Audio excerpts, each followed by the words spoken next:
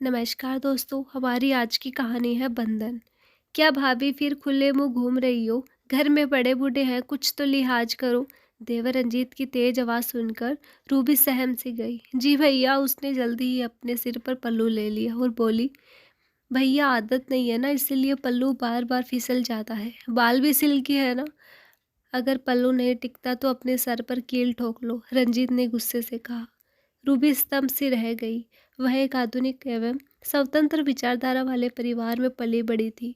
उसने अपने घर में ऐसा कभी नहीं देखा था, पर फिर भी नई नई शादी होने के कारण वह सब रीति रिवाज निभाई जा रही थी।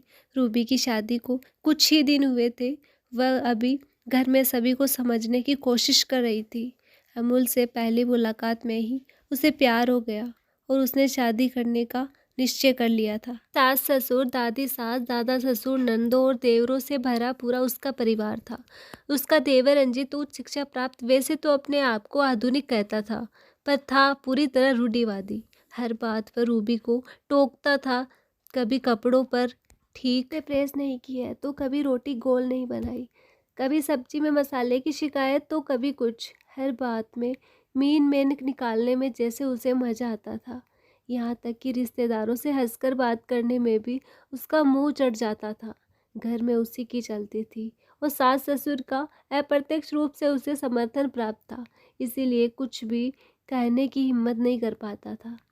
तो अमूल उसे देवर भाभी की हंसी समझकर हंसकर टालने को कहते थे और कहते कि रंजीत भले ही थोड़ा गुस्से वाला है, पर दिल का बहुत अच्छा है।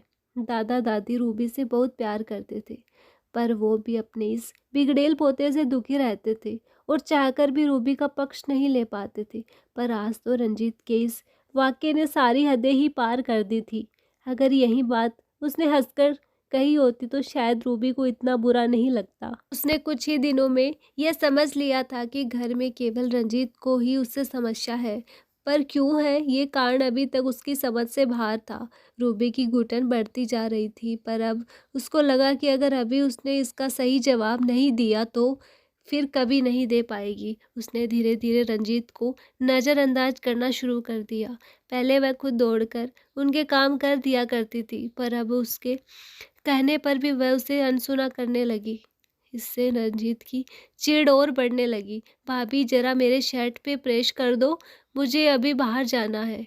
और ये क्या, फिर से सर पर पल्लू नहीं? जरा थोड़ी तो शर्म लिहाज करो, रंजीत ने उसकी ओर शर्ट फेंकते हुए कहा। रूबी खाना बना रही थी। उसने रंजीत की बात अनसुनी करके अपना काम जारी रखा और अपना पल्लू साइड से हटाकर कमर में घोंस लिया। क्यों भाभी, सुनाई नहीं दे रहा क्या? हाथ धो और पल्लू लो और पहले मेरी शर्ट पे प्रेस कर दो, रंजीत ने तेज आवाज में कहा। रूबी ने उनकी बात पर ध्यान नहीं दिया और उसने अपने काम में लगी रही। इतने में सासू माँ भी किचन में आ गई।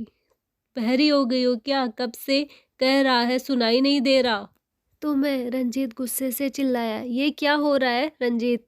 किस बात पर चिल्ला रहे हो और किस पर? घर में घुसते हुए अमूल ने सुन लिया और रंजीत को डांटा। आप मुझे क्या बोल रहे हो? भाभी को बोलो, मैं कब से एक शर्ट पे प्रेस करने को बोल रहा हूँ, पर वह ध्यान भी नहीं दे रही है, कुछ जवाब भी नहीं दिया। रंजीत अभी भी गुस्से में था। क्यों तुम अपनी शर्ट पे खुद प्रेस नहीं कर सकते हो? वह भी काम कर रही है ना। और रूबी, कम से कम तुम्हें जवाब तो देना चाहिए, अमूल बोले। जब उन्होंने मुझे बहरी कह ही दिया है तो फिर मुझे उनकी कोई बात सुनाई नहीं दे रही है।